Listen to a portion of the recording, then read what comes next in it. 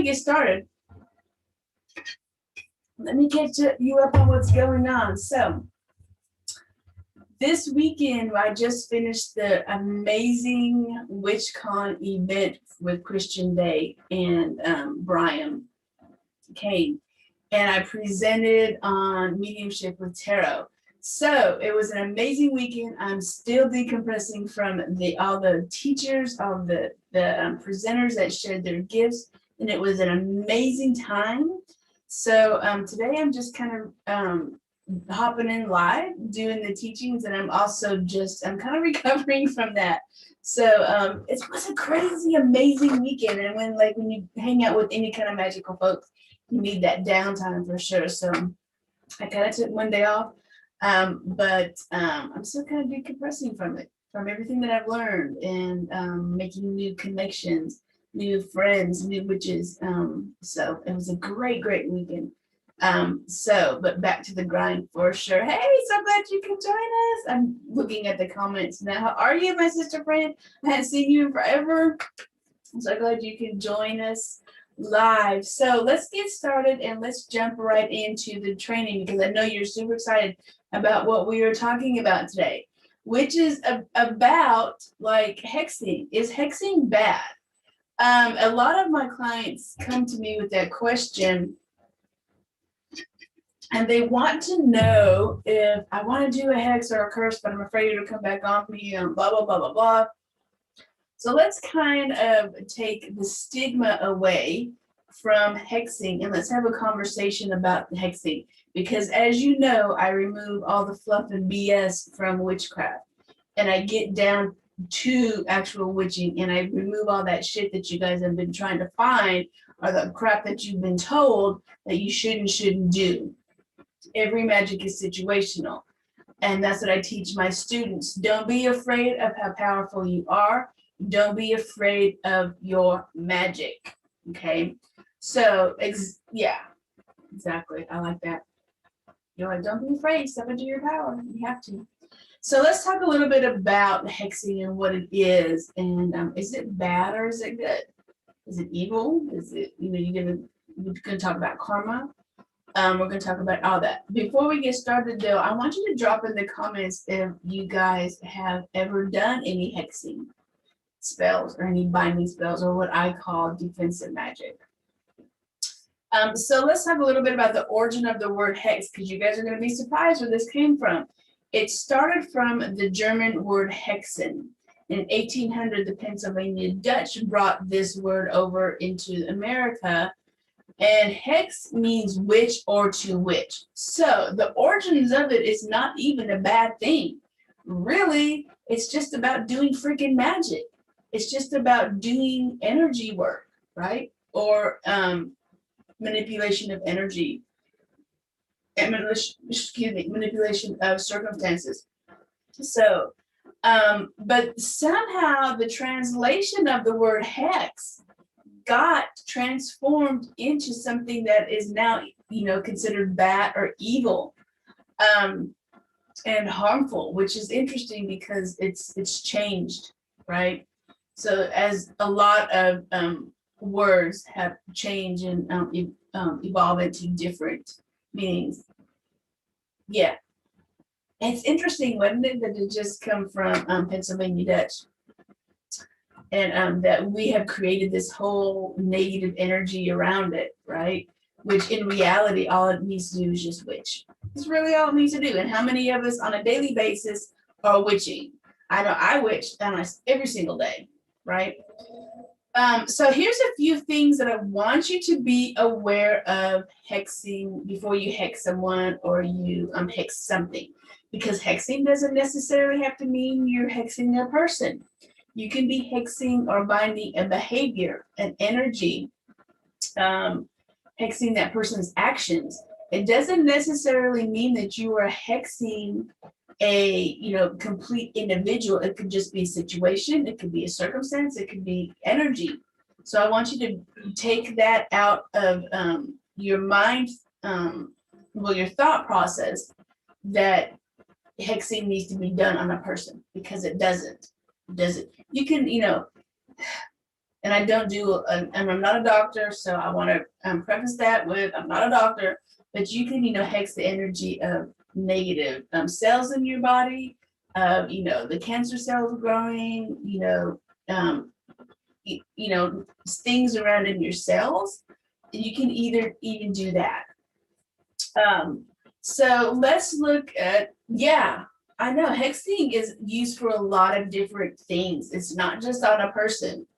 But let's talk about some of the things that you need to be aware of before you start hexing. The first thing that I want you to be aware of is your consequences. When you hex someone, okay, let's look at, we're hexing someone as an example. You have to be personally responsible for your magic. And you have to be fully aware of what you're doing and to be ready to face the backlash of doing that spell.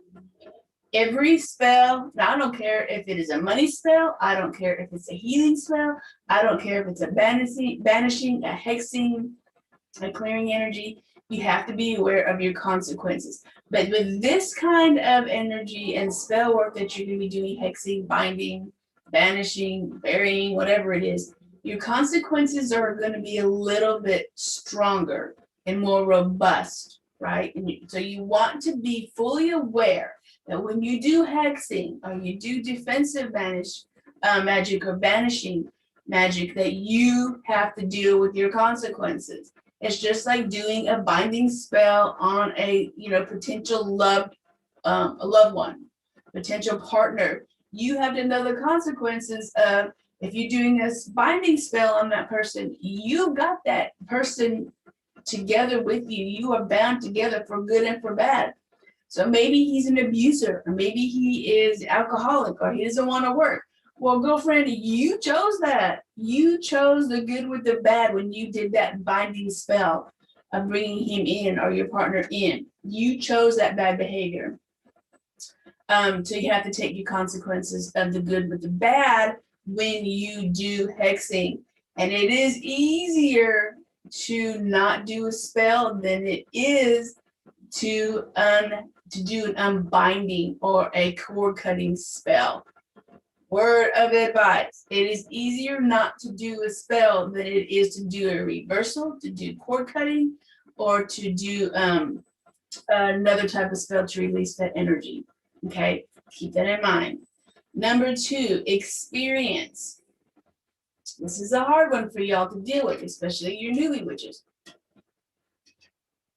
And this is my personal preference because this is my teaching and I teach differently than anybody else. You need to be an experienced practitioner in order to hex someone. I'll say it again. You have to be experienced because it's just not about hexing. It's about energy work. It's about knowing what you're doing. It's about being experienced. Hexing is just more than binding and banishing. You have to be able to know other spells you have in your magical toolbox that you can use before jumping into hexing. You have to be fully aware. You have to be aligned with your energies. You have to be aligned with what your magic is, and you have to be powerful in your magic. And here's the thing, because you know how to bind or hex someone doesn't mean that you do it. I've personally only hexed probably 2 or 3 times in my entire life because I know there are other powerful spells out there that I can use just as easily as binding or hexing. Binding and hexing, and I'm going to talk about this, should not be your go-to spell. Ever.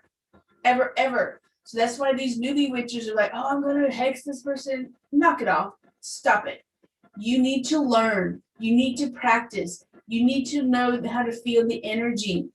You need to know when to actually stop the spell because something isn't right. It's more than actually hexing. Doing spell work is working with all of the elements, all of the senses. And Yeah, I know. That's like, what was it, TikTok a while ago? We were talking about that in another group where all of the baby witches wanted to hex the moon and the fae and all that other kind of stuff. And I'm like, y'all have no idea. You think it's cool because you see it in the movies that hexing is this powerful thing, but you don't understand that there's a lot of it that's going to be coming on you if you're not shielding, if you're not grounding, if you're not doing protective magic along with that hexing and that banishing, you're going to be pretty fucked up. You're going to be fucked up. So it's a lot. That's what I'm saying. Hexing should not be your go-to because there's a lot of other stuff behind the scenes that you need to learn and master before you can do hexing. Karma. Let's talk a little bit about karma. So I want you to put in the comments if you guys are afraid of hexing because you've been told that you're doing evil or you're afraid you're going to create karma and you don't want to create the negative karma. So I want you to put that in the comments also. But here's my take on karma. So as long as the actions, the banishing, the hexing, the binding is justified, you do not have to worry about karma coming back on you. But the actions have to be justified. Just because you're pissed off, just because you're mad, doesn't mean that that is justified. If you have done other spells and this person is still doing the same thing, then, you may have to do some hexing. But it doesn't, as long as it is justified. Like I'm saying, this is powerful magic. And as long as what you're doing hexing is justified in doing it, then you will not create any negative karma. That's the way I believe. That's the way I teach my students. But I don't teach my students this until they are ready. We work on other spells first. We work on sweetening, we work on honey jars, we work on coffin spells, shut the hell up spells, freezer spells, burying spells, cord cutting stuff. I teach that to my students instead of actually doing a hexing spell to go to as your first thing. But to reiterate, don't worry about karma as long as it is justified, okay? And so, which leads me into the next topic that we need to talk about, or the next bullet point, which is the reasoning. So I want you to, before you hex, I want you to really ask yourself, what is the reason why I want to hex someone, or banish someone, or bind someone? Because you better have a fucking good reason why you're doing it. It can't be because they pissed you off, you didn't get that raise, they're with someone else, or they're not reciprocating your love, or they hurt your feelings, or they're not paying attention to you, or they're just being a pain in your ass. That is not a reason to hex. There's other spells that you can do, and we talked about that. Okay, so those reasons are not a good reason to hex. You better have a damn good reason why you're doing this magic. Check your emotions at the door. You do not need to be doing hexing magic when you are emotionally charged, mad, pissed off, because you are not going to be doing the magic correctly, and it's going to come back on you because you're going to forget something that is very important in your spell. Okay? So, oh, you've had that experience, yeah, when you're just pissed off and you're just raging. Your emotions need to be in check when you're doing spell work. Really, with any kind of spell, you can have power, but you can have an emotionally controlled, powerful magic. Okay, so when should you hex? A lot of my clients ask me, and my students ask me, when do I hex? When is the best time to hex? What's the best situation to hex? So before the situation, after the situation arises, right? Say this person just pissed you off, or you didn't get the raise, or he keeps irritating you, or whatever. Wait a week or two for emotions to balance out, till you become more level-headed, until you're just not as heightened as emotionally as you were when it first started. Never, ever, ever hex when you're pissed off. And don't go straight for the jugular. I know It's when these people come to you and they irritate the shit out of you and they make you mad, you really just want to go to that thing that's the most powerful at the time. But there's other spells that you can do that are just as powerful. And that being a season witch, which we talked about earlier, knows which spells they can go to first. And they should have a whole arsenal of spells in their book of shadows for different spells. Decide if hexing is the best, or can this issue be resolved by just walking away or performing a mediation, or fixing it, or muggle way, right? Or if you can do another spell. Make sure when you're doing this, you choose wisely in your magic. That's the most important thing. Choose wisely in your magic. So for the short answer, the answer is no. Hexing is not bad. And I keep saying this over and over and over again.